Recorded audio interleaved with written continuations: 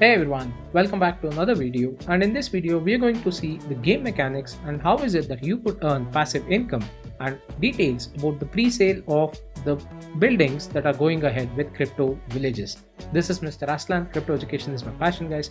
I'm not a financial advisor and this is not definitely financial advice. Please ensure that you do your own research before you get into any token in the crypto space. I bring you the projects, but the decision maker should always be you. Now in this particular project I had done a token review, and at that point of time whatever information was there at the white paper has definitely been updated right now. So we are going to quickly have a check on the white paper and how are the game mechanics designed, and that is what really interested me into getting into this project. I have personally invested in this project, so let's go ahead and have a quick look at what the white paper says, what are the updates, and how is it that you could earn passive income through this game. So this is their website, and you could just run through it. This is the roadmap, details are given. There is a nifty little detail regarding the pre-sale for you in the Discord server. So I suggest that you just join the Discord server and just go ahead and check out the announcements column, wherein you will get more details about the pre-sale that's happening right now on the buildings. I'll not be disclosing anything over here, guys. Head over to Discord because that's where I suggest that you will have to do your research and also interact with the dev team, basis which you can make a decision to go ahead and participate in the pre-sale of the token or the building itself. Moving ahead to the white paper, how is it that you can actually play to earn? There are various mechanisms that are there, quickly running through them. One is by maintaining your village, and second is wilderness raiding, that's about fighting monsters which appear randomly. And then you have different cryptopia, that's where you probably team up and or individually you go ahead and defeat monsters that are out there, collect resources, and these monsters I believe are the ones which will be put out randomly, and you can go ahead and participate in the Cryptopian Warzone. This is a PvP mode, that is a player versus player, and wherein you can build a guild or build an entire group of other people who are playing and have villages with them. You can combine, similar to the Age of Empires concept, form alliances and stuff, and then go ahead and battle against each other and stuff like that. So those kind of concepts are available there. Then you have the leaderboards. You can triumph over your fellow cryptopians and earn additional prizes. Leaderboards exist for both PvP and player versus machine, that's PVM. The marketplace, this is really interesting because sell your extra food, resources and buildings to other players with the economy driven entirely by the player base. Now, entirely by the player base, what does that mean? Whatever is the price that you set for the food or other resources that you have, say suppose you have some special resource that you obtain by defeating a huge monster, and that resource is something that you already have, you want to go ahead and sell. Now someone else can opt for buying it, but at a price that you go ahead and list it for, similar to how you go ahead and list NFTs. Now this is really cool because it's not a fixed price like you see in other games. This is completely under the player's control, and that's what I liked. The next one are the buildings which are there. You have three categories of buildings. You have the hut, the cabin, the bungalow, or the cottage. These are the standard buildings that are there. This is something that is very generic, and this is what you would start off with, I believe, the hut especially, with all the villages and stuff. As and when you progress in the game, you collect more resources. You can also probably, I'm not stating it is, but might be that you would be able to get some cabin or bungalow buildings while you're playing the game by defeating or completing certain quests and stuff. So that would help you increase or upgrade your village and the villagers count as well. Now more information, they have mentioned that they will be releasing it as and when it is near to the actual game release. Now going ahead to the premium buildings, you can see that there are three types of premium buildings. These are mainly the military category of buildings. You have the barracks, you have the camel stables and the mage academy. These are certain snippets of how they actually look. The three ideas are over here, that those are different iterations. If you ask me, I believe these would be the level up concepts, like you could level up the barracks to level 1, level 2, level 3 and stuff. So probably those are the ones or the designs that you have. Or it can be like, you had in different Age of Empires, each dynasty or each particular colony had a different artwork or a concept of a barrack and stuff. So that might also be a possibility over here. So that's something that we'll have to wait till the game is actually released.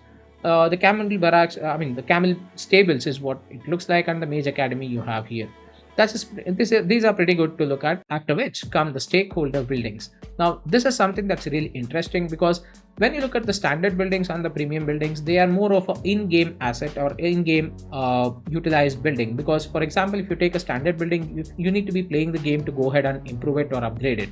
If you're taking the premium buildings to build an army, you need to be playing the game and then go ahead and conduct raids or even go ahead and defeat monsters or explore in the wilderness to go ahead and collect resources and stuff. So for that you need your army and stuff. You need to play the game ideally.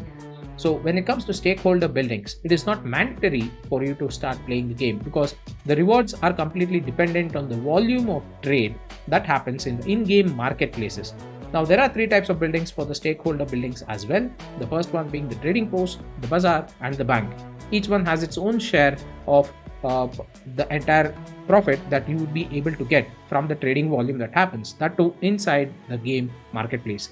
Now when you go ahead and have a trading post or a bazaar or a bank, you would be having the bonus of stake of 1%, 1.5% of the 3.5% marketplace transaction fees paid directly to the building owner's wallet as CVGT tokens. This includes both the in-game marketplace, that is food and resources, as well as the NFT marketplace, that is the buildings. This is pretty cool in my opinion. Access to private channel on the Discord to address any questions about Crypto Village's ongoing access. So that is the main reason why I asked you to join the Discord group, guys, because the actual pre-sale that's happening right now are for these stakeholder buildings. So this is something that's really interesting. If you are a person who would like to go ahead and probably invest right now and not look back at whatever investments you have done, but you still want to keep earning the passive income, you do not like to play the game. There are a set of people who would like to definitely play the game and earn the resources. There are other set of people who do not want to play the game but just go ahead and invest for passive income purposes, right? So if you are in the second category of people, then you could definitely have a check at this particular point, because you do not need to play the game every single time. You just need to purchase the building and let it ride for you. And the stake of 1.5% of that 3.5% transaction tax. Now what is the 3.5%? It is actual transaction tax that would be levied for any transaction that happens within the in-game marketplace. And not only will the in-game marketplace of food and resources give you the benefit, but also any such NFT trades that happen, the buildings, that is the regular ones or the actual premium buildings, or tomorrow say the trading post or the bazaar or the bank itself goes for a resale, that profit also, that 3.5 or 1.5% of the 3.5% transaction tax, you would be able to get as passive income. That again is distributed among the other holders of these trader posts, bazaars and banks. And these buildings are limited, guys. So they are not like they can be minted countless. They have a certain amount of maximum limit. So people who own it are the ones who would be able to earn the passive income. Now moving ahead to how is it that you upgrade your buildings, you have three options: gaining experience through feeding villagers, you're collecting resources through the wilderness ride, and ensuring you have the correct resource quantities or types for upgrading. Now your village itself, you have further details on how you have to go ahead. Like I mentioned, the more number of villagers you have, the more food you will have to go ahead and produce or probably utilize, and that is how you start keeping the villagers happy as well as earn doubloons. Now wilderness raiding, you have further details on how the game mechanics are built up. I would definitely suggest that you go through this in detail, because I really loved the way that they have built the entire game mechanism. I know the amount of detailing that they have gone into, it really requires you to ensure that you are really maintaining a village in real life. Like the way that you see that, people are supposed to be well fed, people are supposed to be healthy, and you need to have a proper set of army to go ahead and approach a specific war zone. All these stuff are something that happen in real life. Very close to that is what I presume.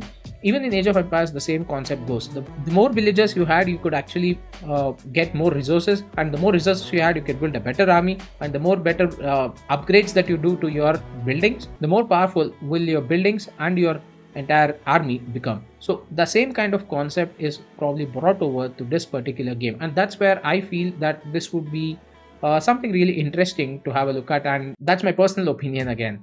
Now you have details on the Warzone, the concept, how the combat works. This is where I really love the concept of everyone is a winner. Now, especially when you look at other games which are out there, you have the betting system wherein you say that you're going to play PvP battle. You see that, okay, I bet 100 tokens, and when I lose all the 100 tokens. Now, in this particular game, it's a totally different concept. The defeated player will receive a minimal of 18% of the prizes on offer, regardless of how large the losing margin. In extremely close battles, the defeated player may receive up to 38% of all available prizes. This is really good and cool to see. The percentage calculation obviously happens between the percentage of win and lose that you have, but a minimal of 18% of the prizes on offer, whatever is the total prize pool, will be definitely given back to you. That is something that I really like, because anyways, you're not losing anything. You're still getting at least 18% of that minimal concept. Now, going ahead with the marketplace, how is it that it actually works? Like I said, the 3.5% transaction Now, purchase made on both the in-game and the NFT marketplace will incur a 3.5% fee. Now, stakeholders will share in 1.5% of these fees, while the remaining 2% fees will be used to pay for domain servers development and other game related costs. This is where you see that the earning mechanism is also built for the team and the game development. Now, a lot of people actually go ahead and plan a game, and the only way that they can earn is by selling NFTs or selling lands, or probably some in-game mechanism where each and every portion is taxed. Just one thing I liked about the transaction fees is it's pretty low, because 3.5% when you are actually transacting on the NFT marketplace, especially, it would be pretty nice to see that this is a low amount and the transaction fee is quite negligible. And that 2% will be going ahead for the development of the game and the other team which are involved with the game as well. Now, moving on to the currencies, the staking, these are all something which are generally covered. Again, there is no much change to that. One of the biggest changes that I wanted to highlight is the dev Poseidon is fully doxed or KYC'd. So Poseidon is fully doxed, KYC'd, and an Australian scientist known by many of Crypto Village's community in the real world. The other team members are doxed to varying degrees also. Additionally, we all know each other personally and actually work under the same roof for most of the week. We have left our personal information off the website for privacy reasons. However, if you jump onto our Discord server, we are happy to divulge any information about ourselves and that you are interested in learning. This is the other reason why I asked you to go ahead or suggested to go ahead and join Discord group, so that you can interact with the devs and have any question asked. On one side, you can go ahead and check out who they really are. You can have a private conversation with them and know the project more in detail, rather than going ahead with a white paper or just a 10-15 minutes video I make. That's where I push each and every one of you to do your own research, guys. But this is where I feel that the team is really nice and good. They're doing something. Now, moving on to what more I like about it, the game mechanics is something that I really loved, and stakeholder buildings is something that I'm really eyeing for. So if you want to go ahead and own any one of those stakeholder buildings, join the Discord group. You will have more details of that on the pre-sale participation. Thank you so much for watching this video, guys. If you're still not subscribed to my channel, hit the subscribe button and hit the thumbs up if you like my pretty face over here. Have fun and take care, guys.